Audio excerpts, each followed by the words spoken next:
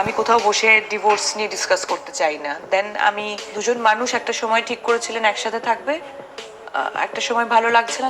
এবার রাজের সাথে আর সংসার করতে চায় না বলেই শুভশ্রীকে অপমান করলেন অভিনেত্রী কোয়েল মল্লিক। কোয়েল বলেন, আমি আমার পরিবারের জন্য সিনেমা ছেড়ে দিয়েছিলাম, সে সময় আমি আমার কেরিয়ার নিয়েও ভাবিনি। আর কিছু মানুষ আছে যাদের কথা না বললেই নয়, যারা কিনা বয়ফ্রেন্ডের কারণে নিজের স্বামী সন্তানকে পর করতে দ্বিধা করছেন না। তবে আমি কারো নাম না নিলেও আপনারা নিশ্চয়ই বুঝতে পারছেন আমি কার কথা বলছি। এদিকে শুভশ্রীকে নিয়ে কথা শোনাচ্ছেন নেটিজেনরাও, যাদের মধ্যে অনেকেই চাইছেন শুভশ্রী যেন দেবের সাথে সকল যোগাযোগ বন্ধ করে তার পরিবারের প্রতি মনোযোগ দেন। আবার কেউ বা লিখেছেন রাজের উচিত শিক্ষা হওয়া দরকার, সে কেন শুভশ্রীকে এত স্বাধীনতা দিয়েছে। তো বন্ধুরা, আপনাদের কাছে শুভশ্রীর সঙ্গে কাকে দেখতে বেশি ভালো লাগে, দেব নাকি রাজ?